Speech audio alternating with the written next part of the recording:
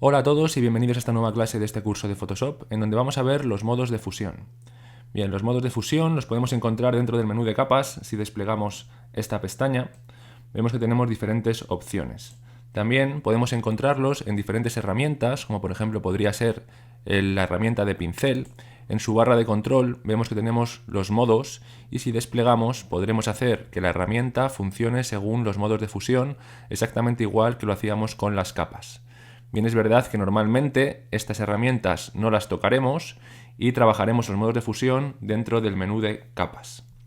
Fijaros que si yo despliego y voy pasando por cada uno de estos modos de fusión, voy teniendo una previsualización en pantalla de lo que va ocurriendo. Esto pasa en la versión de Photoshop de 2019 CC en adelante. Si no tenéis estas versiones, no podréis ver estas previsualizaciones, que la verdad es que son bastante útiles. Bien, vamos a entender ahora cómo funciona a nivel general los modos de fusión. Digamos que tenemos un color de fusión que va a ser el color que está delante, en este caso la capa delantera, la capa número 1, a la que pertenecen estos colores. Luego tenemos un color base, que es el color que está detrás, en este caso la imagen de Venecia. Y como fusión de ambos tendremos un color resultante. Fijaros que si yo me pongo en el modo de fusión de diferencia, pues lo que vemos en pantalla ahora es el color resultante de ese color de fusión que estaba delante y ese color base que estaba detrás. Si volvemos a desplegar los modos de fusión, vemos que tenemos diferentes grupos separados por líneas horizontales. Empecemos por el primer grupo, el de oscurecer, y vamos a ponernos en el que resulta el modo más icónico de este grupo, el modo de multiplicar. Fijaros que teníamos un blanco que ha desaparecido, luego teníamos un gris que efectivamente ha oscurecido la imagen que teníamos detrás, y luego tenemos un negro que no ha cambiado, sigue exactamente igual que como estaba, negro. Entonces podríamos resumir que las opciones de oscurecimiento lo que van a hacer es que los blancos van a desaparecer, es decir, no van a cambiar nada sobre la imagen que tenemos detrás, todos los tonos medios van a oscurecer la imagen que tenemos y los negros no van a realizar ningún cambio en su color, van a seguir siendo negros.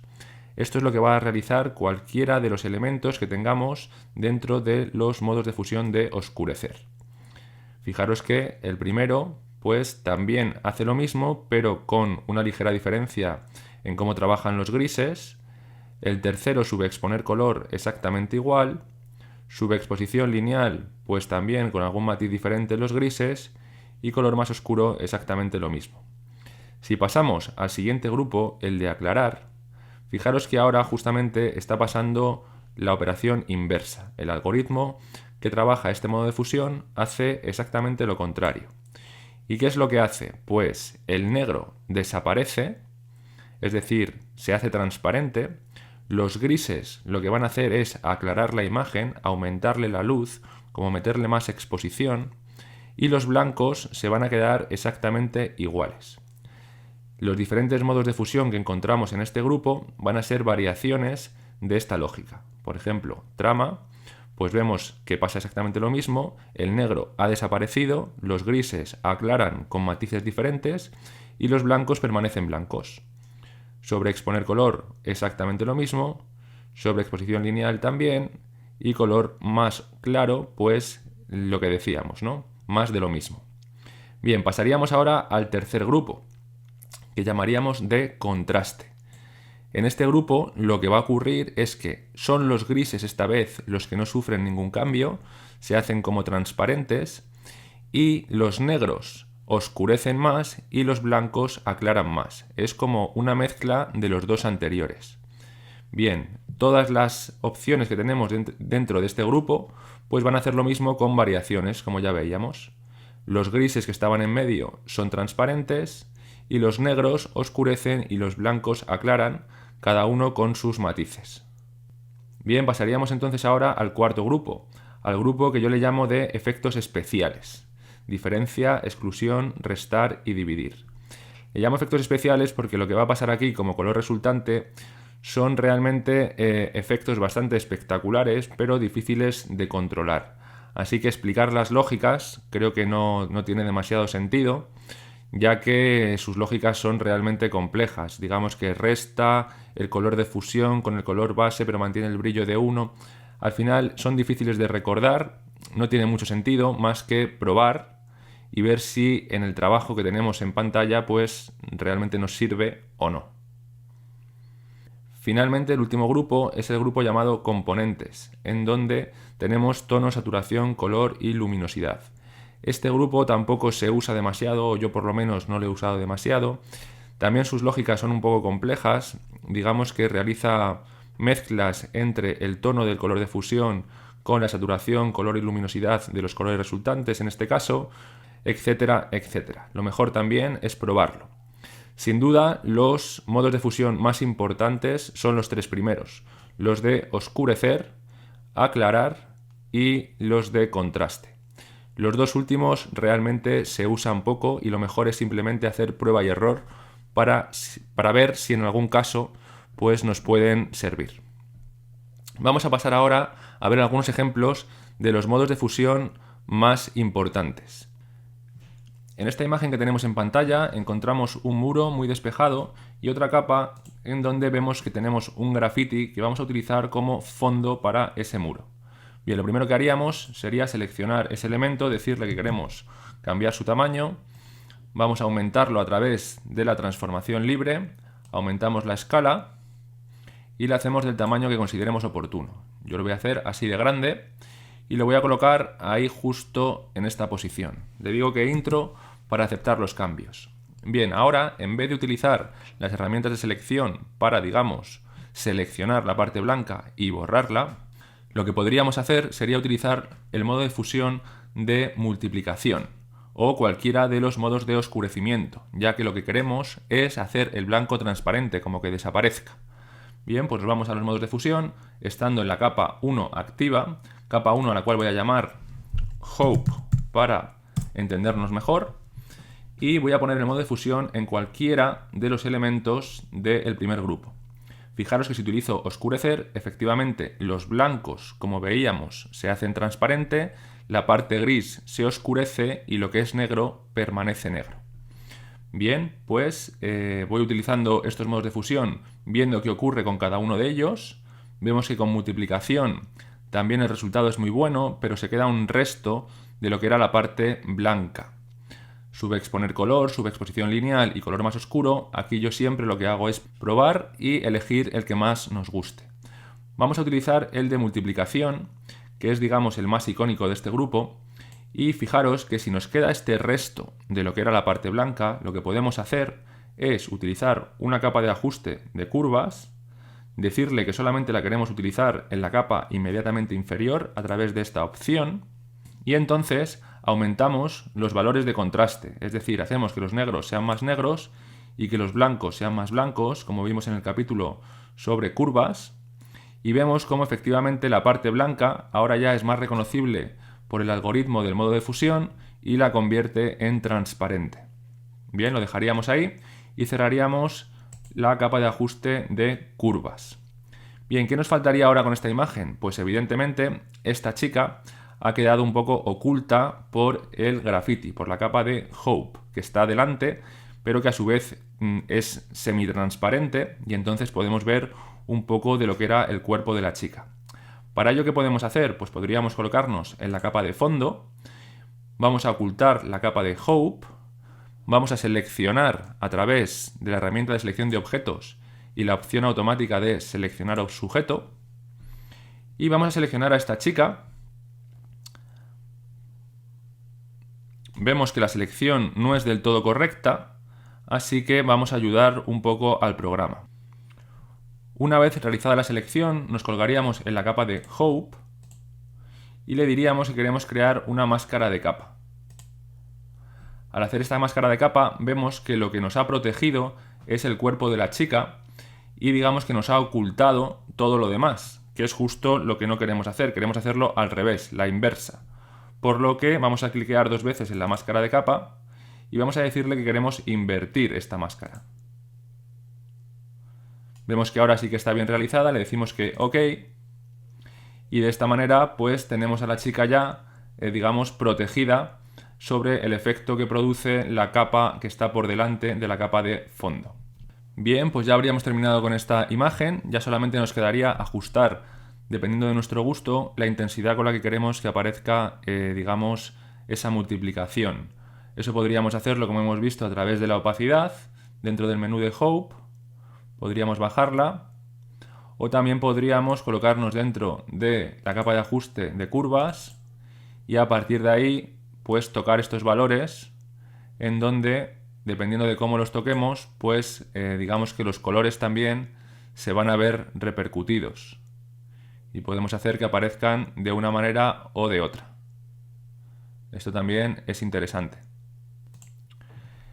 En esta siguiente fotografía tenemos una imagen del Golden Gate de San Francisco y vemos que en el archivo hay diferentes capas que no están activas. Vamos a pasar a visibilizarlas y vemos que se tratan de diferentes fuegos artificiales. Está claro que el ejercicio consistiría en colocar estos fuegos artificiales en el cielo de San Francisco. Fijaros que si yo fuera por cada una de estas capas intentando seleccionar su fondo, ese fondo negro, para, digamos, ocultarlo y dejar así visto solamente los fuegos artificiales, sería algo tremendamente complejo y cuyo resultado seguramente no fuese bueno. En cambio, si utilizamos los modos de fusión adecuadamente, será un proceso muy sencillo y con un resultado extraordinario. Vemos cómo lo haríamos. Fijaros, por ejemplo, en este primer fuego artificial, que es la capa número 3, voy a ocultar el resto para centrarnos solamente en esta capa. Voy a decirle comando control T para hacer la capa más pequeña y ajustarla al tamaño que necesitamos. Vamos a colocarlo, por ejemplo, aquí. Si yo, una vez que acepto los cambios, me voy a los modos de fusión y utilizo en este caso la opción del segundo grupo de aclarar, en donde lo que yo hacía, acordaros, era que los negros desaparecían, se hacían completamente transparentes, los grises se aclaraban y los blancos permanecían intactos. Bien, si me voy a el primer elemento de ese grupo, por ejemplo, aclarar, veo ya que el resultado es excelente. Solamente habiendo utilizado este modo de fusión, digamos que ya habría resuelto todo el problema. Ahora ya simplemente se trataría de ir viendo cuál de los diferentes modos de fusión de ese grupo pues me dan un resultado mejor. Vamos a utilizar el segundo, trama, que es, digamos, el más representativo de este grupo. Haríamos lo propio también con las siguientes capas. Activamos la capa número 2, vamos a decirle comando control T, vamos a ajustar el tamaño, vamos a colocarlo en una posición que nos interese, por ejemplo aquí, vamos a hacerlo un poquito más grande, le decimos que OK y vamos a colocarnos en el modo de fusión de trama. Vemos que efectivamente el resultado también es excelente. Nos vamos a la capa número 1 y hacemos lo propio. Reducimos el tamaño y colocamos la imagen justo encima de donde queremos que se fusione. Le decimos en el modo de fusión que queremos utilizar la opción de trama y ya lo dejaríamos. Bien, llegados a este punto ya solamente nos faltaría ajustar a través de la opacidad el grado de intensidad que queremos que tenga ese modo de fusión y ya con eso podríamos dar el ejercicio por terminado. En esta otra imagen podemos ver una capilla perteneciente a la iglesia de Ronsard, diseñada por el arquitecto suizo Le Corbusier. Fijaros que en el archivo tengo dos capas que si activo podemos ver que se tratan de capas de texturas. Lo que vamos a intentar hacer en este ejercicio es, digamos, cambiar la textura de esta capilla. Vamos a empezar por la capa de rombos. Si yo esta capa la hago más grande, a través del comando T, luego estiro y vamos a hacer que ocupe toda la imagen. Bien, si ahora me voy a los modos de fusión y me voy al tercer grupo, fijaros que puedo ir pasando por todos y viendo que los efectos que voy consiguiendo pues tampoco realmente me convencen demasiado. Hasta que llego al tercer grupo, al grupo de contraste. Nos acordamos que el tercer grupo lo que hacía era que los grises los hacía transparentes, es decir, los tonos medios, mientras que los negros hacía que oscurecieran la parte que tenía detrás suyo, es decir, el color base, y los blancos hacían que se aclarase ese color base, dando como resultado pues efectos de contraste. Bien, si nos ponemos en la opción de superponer, vemos que ya el resultado empieza a ser mucho más interesante. Luego veremos las diferentes variaciones que nos ofrece cada uno de estos modos dentro de este mismo grupo de contraste. Por ejemplo, luz suave, luz fuerte, que no nos interesa, luz intensa, luz lineal, luz focal o mezcla definida.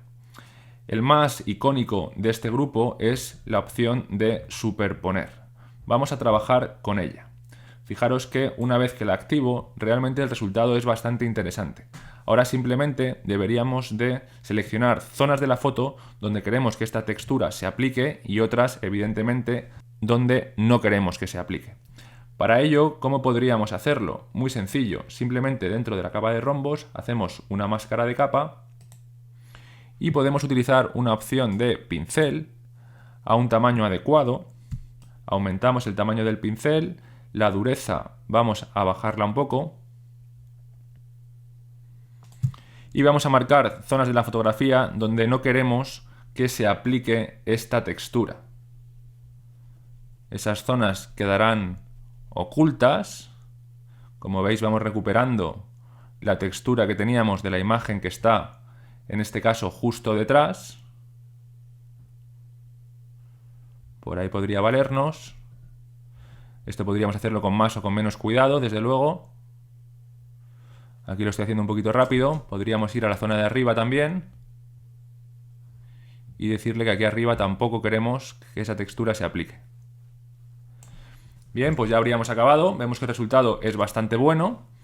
Y vamos a pasar ahora al uso de otra textura, la textura que tenemos llamada de arena. Con ella haríamos exactamente lo mismo. La marcaríamos. Primero seleccionamos la capa, le decimos comando control T y vamos a aumentar su tamaño hasta que ocupe toda la imagen. Aceptamos los cambios y ahora, para ir más rápido, podemos utilizar la misma máscara de capa que hemos utilizado para la capa de rombos. Presiono la tecla Alt u opción, arrastro y suelto en mi nueva capa. Posteriormente me voy al modo de fusión de superponer y ya habría terminado. Vemos que aquí podemos ver que hay zonas donde el pincel se ha sobrepasado, así que voy a utilizar este mismo pincel, cambio el tamaño del pincel, me coloco sobre la máscara de capa de la capa arena y me aseguro que tengo el pincel en color blanco en este caso, no negro. De esta manera, pues le digo que estas zonas quiero que no sean, digamos, opacas, quiero que sean transparentes. Y puedo ajustar lentamente zonas en donde antes me hubiese excedido con el pincel. Bien, ahí sería ya cuestión de ir ajustando, pero como veis el resultado pues es muy bueno. Vamos a despedirnos recordando los modos de fusión más representativos, como son en esta imagen el modo de multiplicar que hemos utilizado, en esta otra de San Francisco el modo de aclarar y dentro del modo de aclarar la opción de trama, y en esta otra imagen, perteneciente al grupo de contraste, la opción concreta de superponer. Bien, espero que os haya gustado la clase y nos vemos en próximos episodios.